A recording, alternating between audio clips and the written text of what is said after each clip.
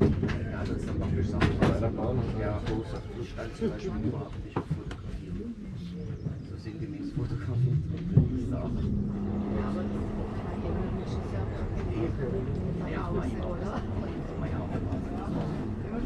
Spaß gemacht, war nicht als Krieg oder sowas. Der hat halt eine unheimliche Form. Also das Schweine, was das nicht so viel hat. Dann kann jede Stelle da nach oben kommen und das Update. Ja, jetzt 50 Grad. Ja gut, aber das heißt ja nicht, dass alle anderen genau so eine Einstellung haben. Man geht ja, ich meine, der Weg allein, also einmal also vielleicht zweimal. Ich habe gesagt, ich will noch ein zweites Mal zu laufen. Das ist, was ich bisher gemacht habe, das würde ich nicht mal machen. Aber ich glaube, du kannst das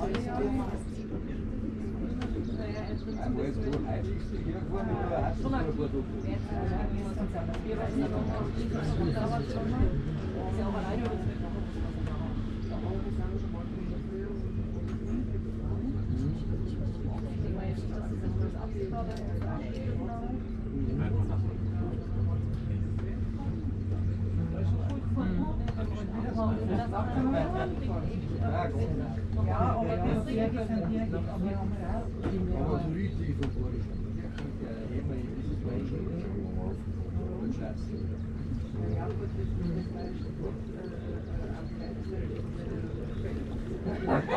mit Untertiteln. Ja, ich habe mal noch nicht gelesen, glaube ich, die schon auch ganz schön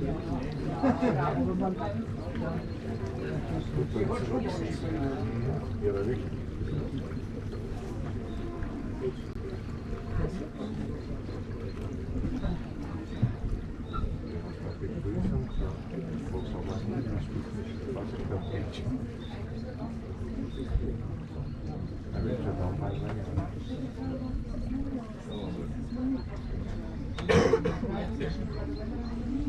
Ja, weil du musst noch auskommen.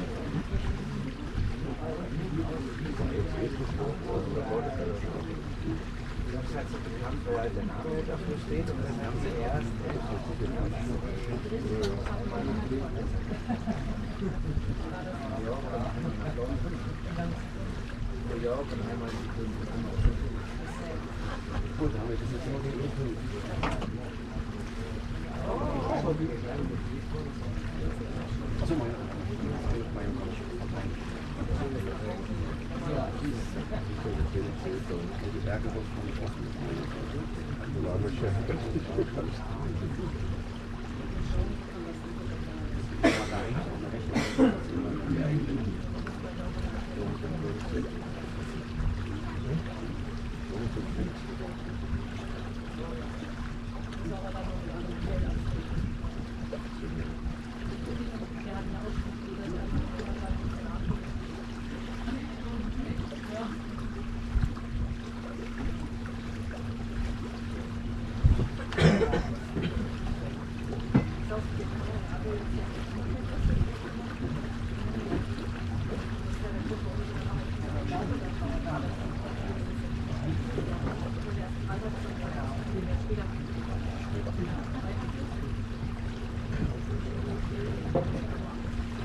So, liebe Leute, mein Kollege und ich, wir fahren euch jetzt über den Königssee und ich werde jetzt da ein bisschen was vom Königssee und der näheren Umgebung zeigen und erklären, wenn das recht ist. Dann fangen wir gleich da auf der rechten Seite an, die glatt geschliffene Felswand, die man da sieht. Die Falkensteinerwand kommt da 80 Meter aus dem Königssee raus und geht genauso nieder bis zum Seegrund. Und der Königssee, der ist jetzt da bereits schon über 100 Meter tief.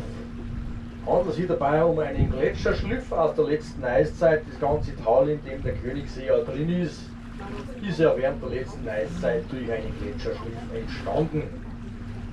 Man sieht jetzt da auch ein kleines rotes Kreuz über der Wasseroberfläche, erinnert an ein Unglück vor über 300 Jahren. 1688 sind da 71 Wallfahrer ums Leben gekommen, als sie von der linken Seeseite auf die rechte Seeseite Richtung St. Bartholomew übersetzen wollten.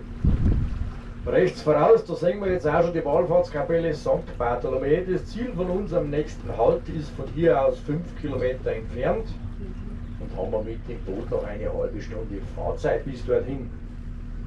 Das Gebirge über St. Bartholomew ist das Steinerne Meer, ein Grenzgebirge zu Österreich, der längste Gebirgszug bei uns in der Gegend, 32 Kilometer lang. Kann man jetzt im Sommer auch sehr schön drüber wandern. Ist dann eine Tagestour von 10 bis 12 Stunden. Man sieht jetzt da linker Hand die Fundensee Tauern und rechter Hand vom Steinernen Meer den bewaldeten Simmelsberg. Die angrenzenden Orte drüben in Österreich, das wäre dann Malieralm und Saalfelden bei Zell am See.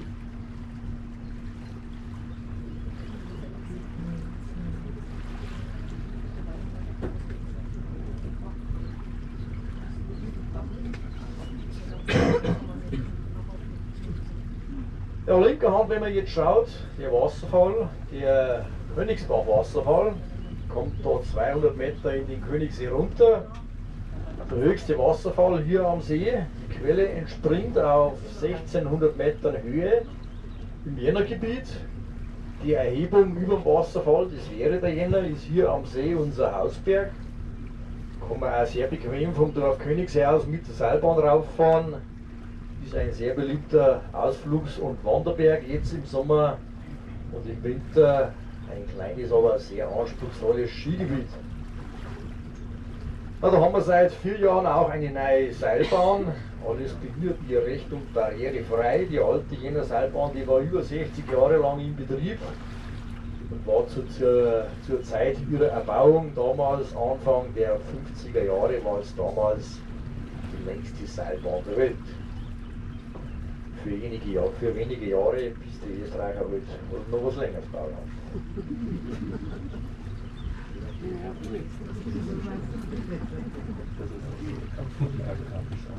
Ja, 20 Minuten von der Bergstation bei der Jänner Seilbahn, da ist dann ein sehr schöner Aussichtspunkt, knapp unterhalb des Jännergipfels, vorbei eine sehr schöne Aussicht. Das ist ein sehr schöner Blick über den ganzen Königssee und über die ganze nähere Bergwelt.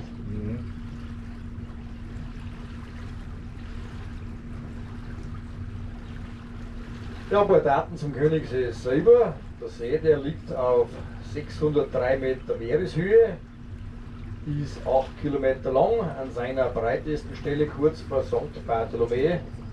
Da ist er rund 1300 Meter breit von einer Durchschnittstiefe von 120 Metern und die größten Tiefen, die gehen runter bis auf knapp 200 Meter, genauer gesagt 193.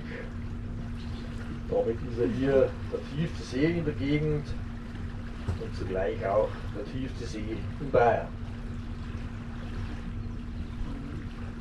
Wegen der Wassertiefe, da braucht sich keiner Sorgen machen, weil für Sicherheit da ist gesorgt. Gell?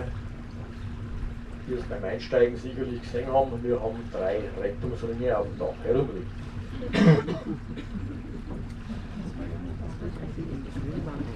Also zum Lachen ist nicht, weil 2 brauchen wir dann schon selber, der Kollege.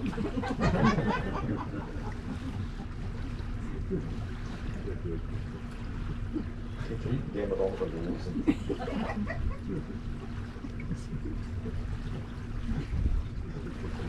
Ja, wir befinden uns hier im Nationalpark Berchtesgaden, dessen Kernpunkt der Königssee abbildet. Es ist ja jegliche Art von privaten Wassersport seit der Gründung 1978 nicht mehr erlaubt. Das Einzige, was man machen kann hier bei uns am See, sich ein Ruderboot ausleihen. Während der Sommermonate haben wir 30 Stück davon zur Verfügung bei uns bei der Schifffahrt. Und Baden und Schwimmen ist generell auch noch erlaubt. Hält sich allerdings in Grenzen, weil der Königssee ist ein sehr kalter See. Im Sommer bei längeren Hitzeperioden, da kann er sich mal auf maximal 18 bis 20 Grad erwärmen. Allerdings nur die obersten Schichten, die von der Sonne erwärmt werden. Je tiefer das man kommt, umso kälter wird er halt dann auch. Ja, und zur Zeit hat er ca. eine Temperatur von 15 bis 16 Grad. Da sagt er bei uns auch, wer bei uns so als König hineinspringt, kommt dann kurze Zeit später als Prinzessin wieder heraus.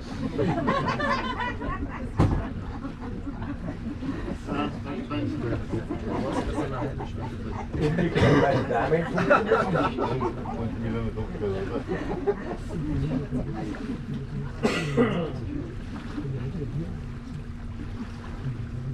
Jetzt haben wir da auf der rechten Seite eine eingebuchtete Felswand, die Brentenwand oder besser bekannt als Schall- oder Echowand. Da gibt es einen sehr schönen Widerhall, das berühmte Echo vom Königssee. Der hat ja immer recht viel Werbung über das Ganze gemacht. Kennt vielleicht schon der eine oder andere. Ja, das mit dem Echo, das ist schon alte Tradition. Früher, als die Fahrgäste noch mit der Hand über den See gerudert wurden, dann hat man da mit einem mit Schwarzpulver gefüllten Handböller einen Schuss in die Wand hinein abgefeuert, den gewaltigen Knall. Das Echo, das hat man dann 6 bis 7 Mal hier von Talwand zu Talwand anschlagen hören. Ist dann auch ein Begriff entstanden, das 7-fache Echo vom Königssee. Da ist eine lange Zeit ein sehr bekannter, schlagender Begriff das Ganze. Und mit der Einführung der geschlossenen Fahrgasboote, so wie diesem hier, da war das dann einfach zu gefährlich wegen der Brand- und Explosionsgefahr. Mit dem Schwarzpulver an Bord hat man das dann so nicht mehr gemacht. Ja, dann ist man auf eine ganz schöne andere Sache verfallen. Eine schöne Alternative. Mittlerweile seit gut 100 Jahren machen wir das mit dem Echo demonstrieren mit einem Flügelhorn. Man das Echo dann nur mehr einmal hören, weil so ein Instrument ist halt bei weitem nicht so laut wie ein Böllerschuss. Dafür hört sich schöner an. Ja, auf verschiedenen Fahrgastbooten bei der Schifffahrt wird der alten Tradition noch nachgegangen, nicht mehr auf allen, weil wir einfach zu wenig Echobläser haben. Es sind also jeden Tag ein paar Boote auf dem See unterwegs, wo wir jetzt keinen Echobläser dabei haben. Aber ich hätte so ein Instrument dabei, so ein Flügelhorn, und wenn es erwünscht wäre, dann darf ich so ein Echo rüberspielen. Nein. Ja.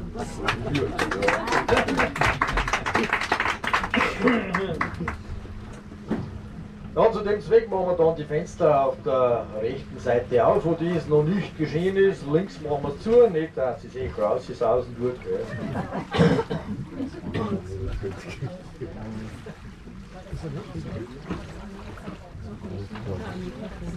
Jetzt können Sie es links wieder aufmachen, das war ein Witz. So streng, Herr. Funktioniert aber allweil. Ja, und es ist im Anschluss daran schon einmal vorgekommen, dass wenn es die Fahrgäste gefallen hat mit dem Echo spielen, dass das Ganze nicht bloß mit Applaus belohnt wurde, sondern dass wir auch schon mal ein bisschen Trinkgeld für unsere Bierkasse gekriegt haben. Ist auch schon eine alte Tradition. Deswegen machen wir es auch so gern, sind wir ganz ehrlich. Gell? Ja. Und jetzt schauen wir mal.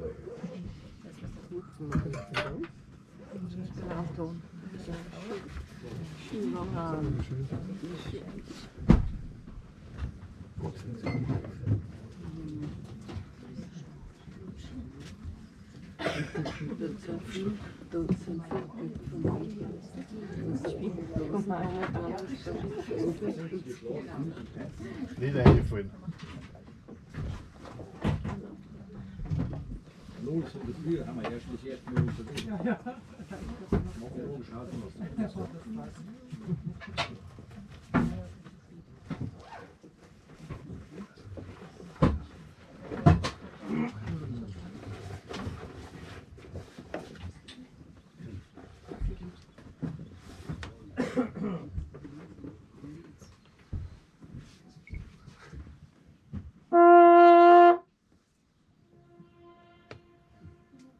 gefallen? Ein bisschen kurz. Ja.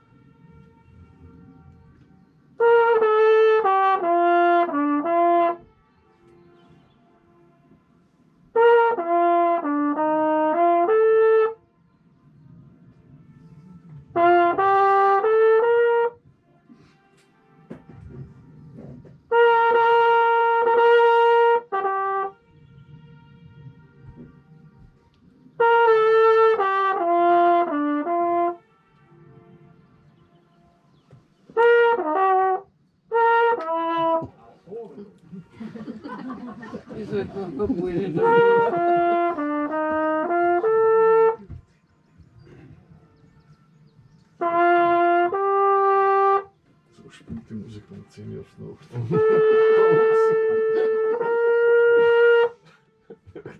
Bier. So, Bravo, Huse!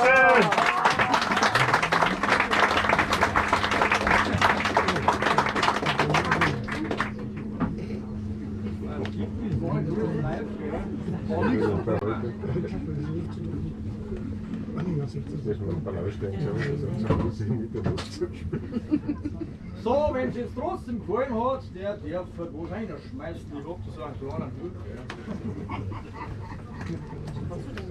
Das liegt mir halt bei ihm, das ist alles live. Yes, it's good.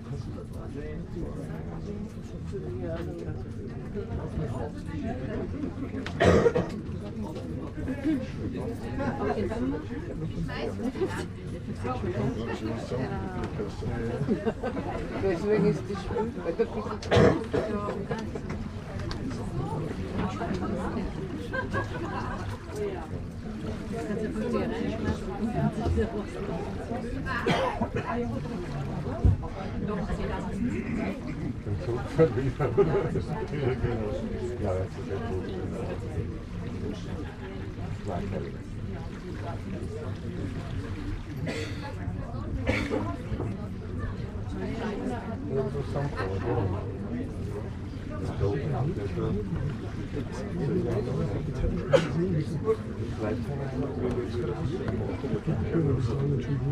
So, dankeschön. Meine haben 100.000 gesagt, da bin ich gut vorbei. Warte mal, gehen wir auf. Ja, vom Kollegen steht's durch.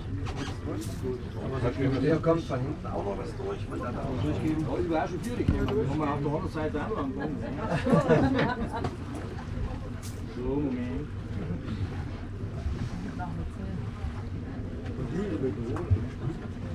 Das Löwen ist Jetzt ist es schon gut. Das würde man die Saison ist gerade das angegangen. wird überbissen.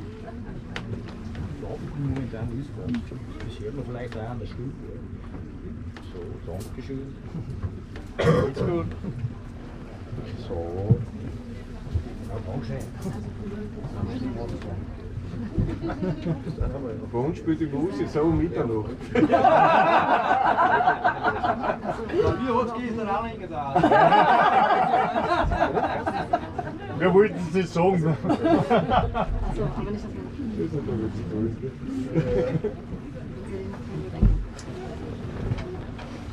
Das passt schon. Ja, ich glaube, das hat jemand gesagt. Das wird jetzt Zeit fallen.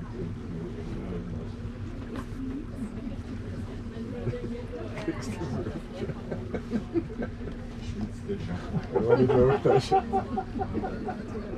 Soll ich an den Witz nicht erzählen? Ja, das gehört sich. Mit den Zweitlingen.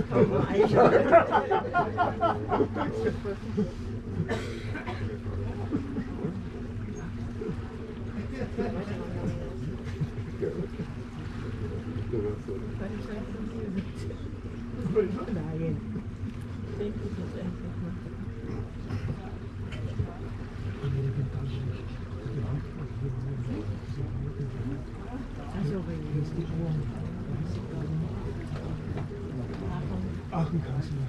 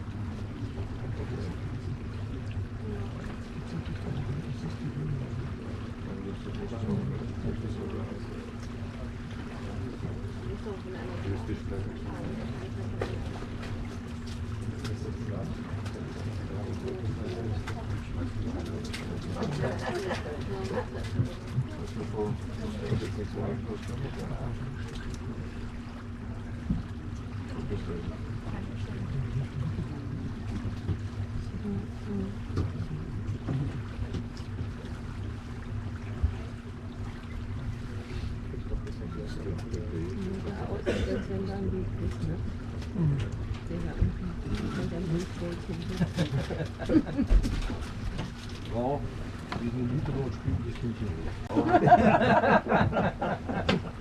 Das ist cool, okay.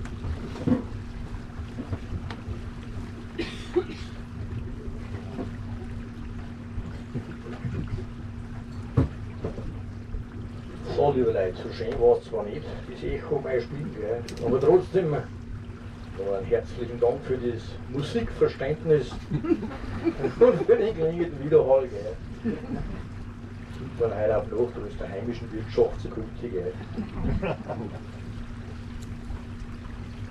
Ja, die Anzahl der Rettungsmittel, die hat sich auch gerade drastisch erhöht. Gell? Ja, es sitzt also alle auf eigene Rettungsmittel, die Sitzpolster, wo jeder drauf sitzen tut, da hat er jetzt Auftriebskraft für 2 erwachsene Personen. Gell? Das müssen wir so sagen, das müssen wir jetzt in die Erklärung wieder einbauen. Gell?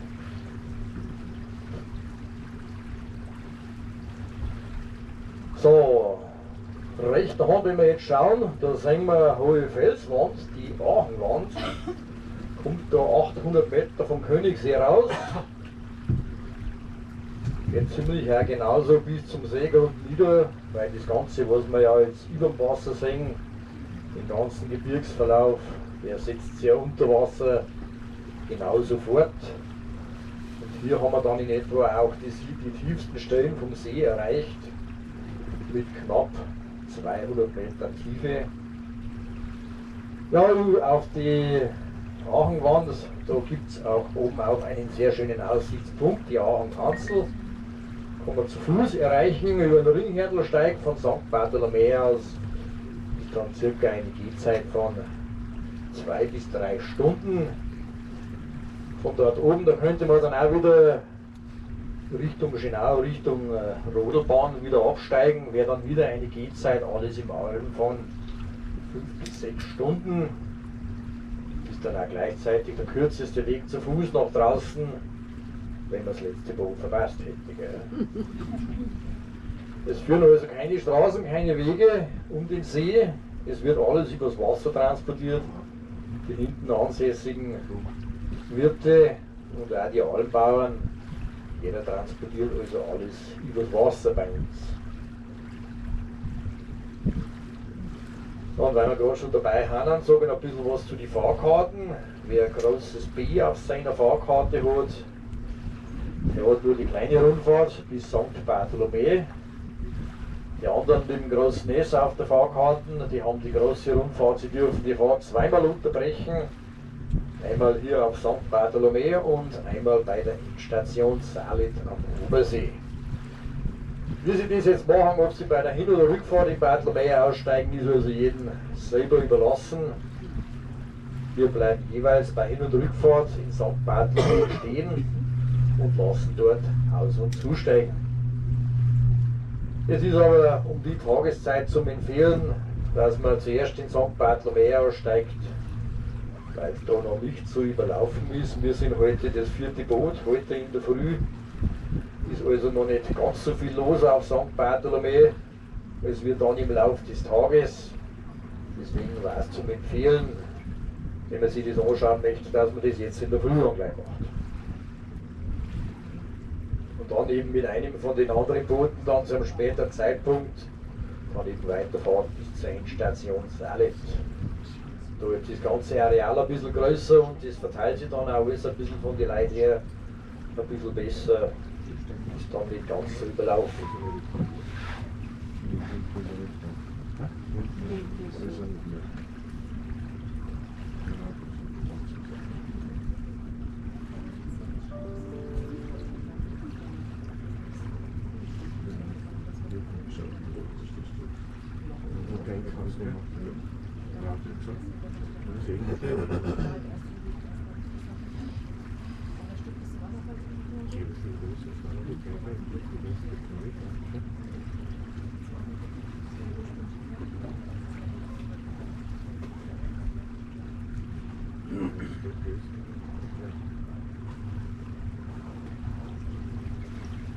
So, was wir jetzt rechter Hand schon alles sehen, den ganzen Gebirgszug, das wäre alles Watzmann-Gebiet.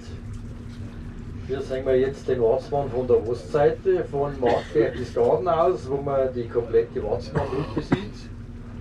Mit Markberg bis Gaden im Vordergrund, das wäre die Nordseite, da sieht man von Berchtesgaden aus alle 9 Gipfel. Hier haben wir nur 4 davon. Und zwar jetzt rechts von uns die höchste Erhebung, das wäre der kleine Watzmann oder auch genannt die Watzmannfrau mit 2603 Metern Höhe. Links daneben da haben wir 2 so kleinere Spitzen, das wären dann 2 von den 7 Watzmann-Kindern. Laut Sage ist das ja eine ganze Familie, eben König Watzmann, Frau und 7 Kindern, 6 Buben und ein Dirndl war's. Ja, die waren ja laut Sage recht grausam zum Mensch und hier unter der Strafe Gottes wurden sie dann die ganze Familie zu Stein verwandelt. So schreibt es halt auch unser Heimatdichter, der Ludwig Ganghofer, in seinem Roman Die Martinsklause. Und weiter hinten im Tal, in den Wolken, da haben wir dann den Herrn der Familie, der große Watzmann oder König Watze, mit 2713 Metern Höhe, höchste Berg bei uns in der Gegend. und zugleich der zweithöchste Berg in Deutschland. Das sieht man jetzt nicht richtig, weil der Gipfel in die Wolken ist. Man kann es vielleicht ganz leicht erahnen. Er ist optisch eben am kleinsten, im Gegensatz zu den anderen sichtbaren Gipfeln. Das liegt halt eher daran, dass er einige Kilometer weiter hinten im Tal liegt. Ja, im Tal hinten unterhalb des großen Watzmanns, da kann man jetzt auch eine Wand erkennen mit schrägen Felsbändern, wo ja auch der Altschnee zum Teil noch drin liegt. Das wäre die höchste Kletterwand in den Ostalpen, die berühmt-berüchtigte Watzmann-Ostwand. Seit der Erdbesteigung 1871 sind da mittlerweile schon 117 Bergsteiger tödlich verunglückt, also fast jedes Jahr passiert da leider wieder was. Heuer zum Glück noch nicht, aber im letzten Jahr, da haben wir da wieder 2 tödlich Verunglückte zum Beklagen gehabt. Die Unglücksursachen, die sind halt unterschiedlich. Steinschlag, schlecht Wetter, wie man es halt in den letzten Jahren vermehrt immer mehr feststellen kann, oftmals halt auch grenzenlose Selbstüberschätzung. Hängt zwar alles ein bisschen mit dem Internet zusammen, die ganze Sache, denke ich. Grassieren ja Filme von der Durchsteigung, wo das Ganze dann sehr leicht ausschaut. Und wenn man es dann selber probiert, der eine oder andere, dann ist die Sache dann wieder ganz anders.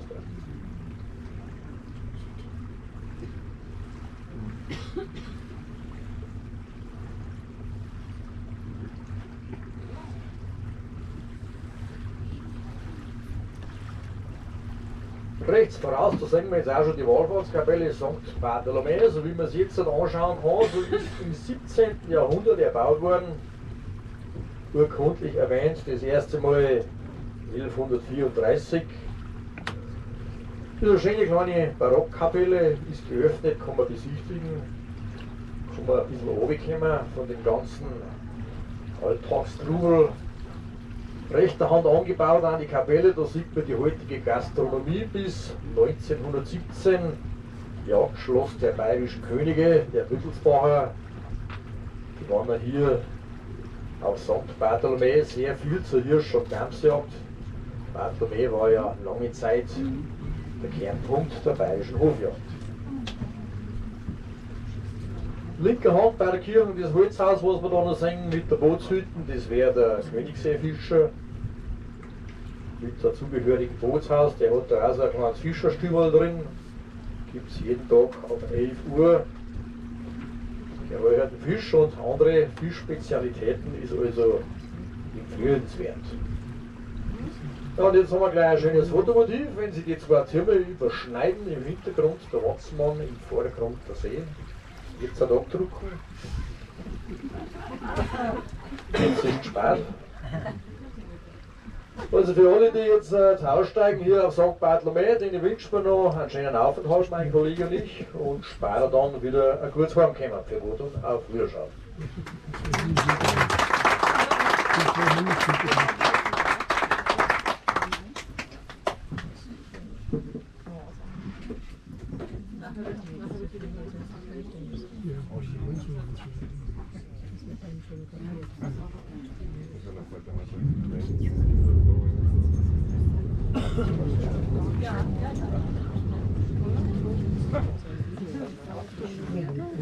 Nee, die nehmen gut.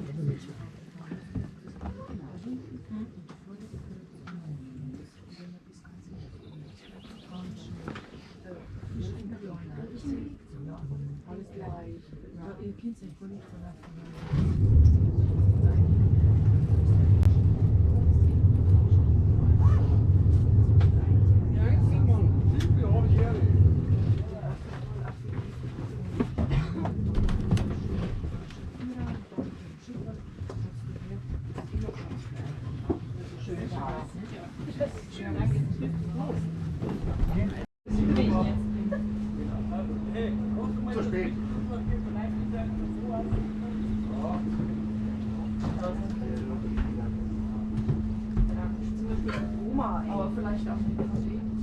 So, liebe Leute, es ist gerade ein Schlüssel gefunden worden. Weiß nicht, Zimmerschlüssel oder was, geht da irgendeiner ein Schlüssel ab mit einem Holzanhänger? Zimmer 16 stand drauf. Genau. Genau. Also, wenn ich wem sowas abgeben würde, da in St. Bartholomä beim Stegwart da wäre. Ansonsten später beim Fahrdienstleiter. Da ist er da draußen.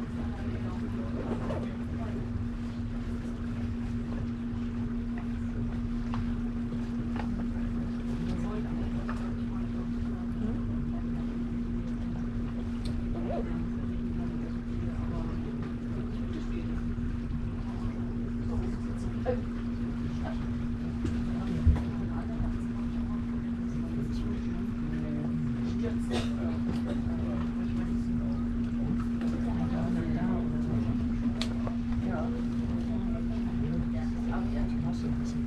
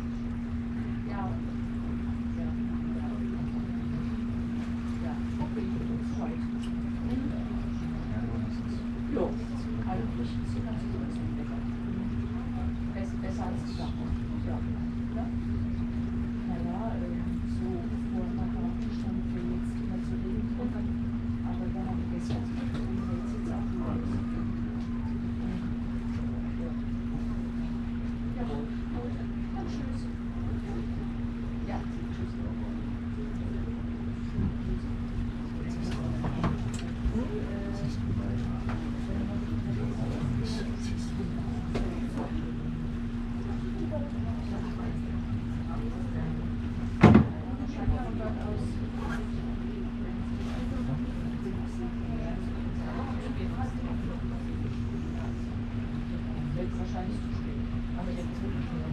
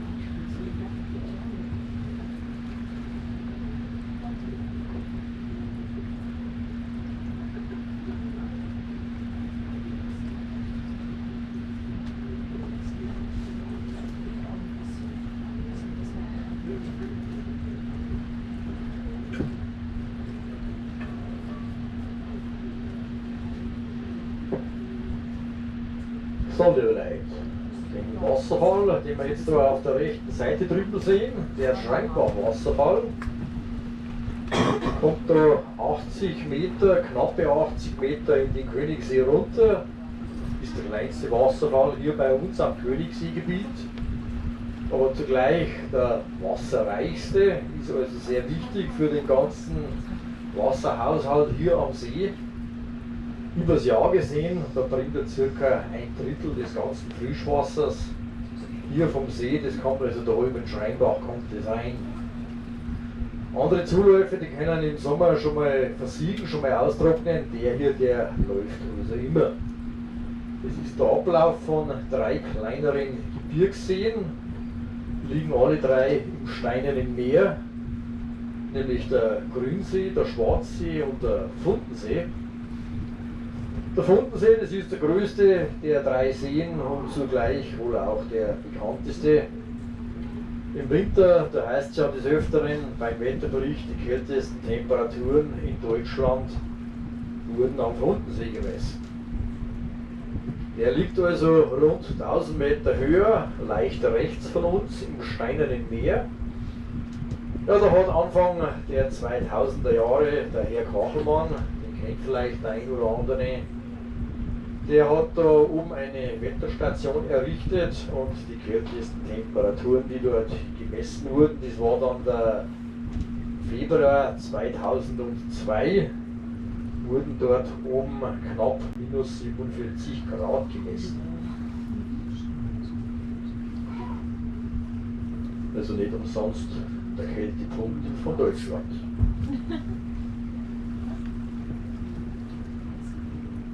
Ja, geradeaus, da können wir jetzt schon das Ende vom Königssee erblicken, erkennen. Sieht man jetzt auch eine kleine Baumgruppe. Hinter dieser Baumgruppe, da ist eine bewirtschaftete Alm, eine bewirtschaftete Sennhütten, die Salitalm. Gibt es also alles, was die bayerische Kuh so hergibt, da bei dieser Alm. Ein bisschen ein Speckbrot, eine Buttermühle, ein Käse. Machen sie also alles selber. Bier haben sie auch, das machen sie nicht selber. Ja, da kann man da vom Ausstieg da bei der Endstation Salit, die man jetzt schon linker Hand erkennen kann, kommt man bis dort hinter in 20 Minuten. Oder man kann auch zum Obersee hinterwandern, das wäre dann da hinten linker Hand in dem Tal, das sich da aufmacht. Da liegt der Obersee drin, ein kleiner idyllischer Bergsee. Zu Fuß zum Erreichen in ca. 20 Minuten. Am hinteren Ende vom Obersee, den kann man umgehen, umwandern, ist eine bewirtschaftete Alm, die Schunkelalm, da verhält sich mit der, also genauso wie da mit der Salitalm, Ja, das ist also alles, was die bayerische Hochleistungskuh so hergibt. Ja, und wer dann noch ein bisschen weiter wandern möchte, dort hinten am rechten Talrand zum Erkennen, der Röckbach-Wasserfall, Deutschlands höchster Wasserfall, mit 470 Metern Fallhöhe. Bis dort hinten zum Wasserfall wären es eine einfache Gehzeit von ca. 1,5 Stunden bis dort. Ja, wir wünschen noch einen guten Aufenthalt, wir zwei vom Boot. Habt eine gute Zeit bei uns und kommt später wieder gut und gesund heim. Für Gott und auf Wiedersehen.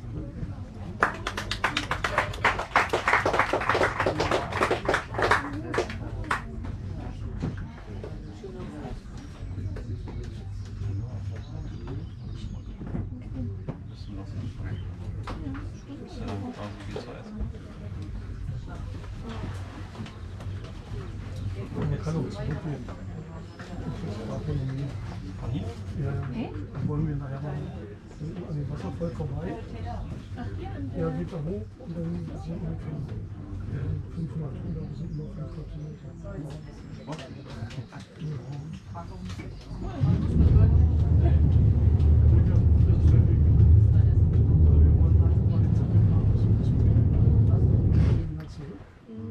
Und gehen die hoch und über den Wasserfall. Das braucht man wieder zurück. Ist das mit der?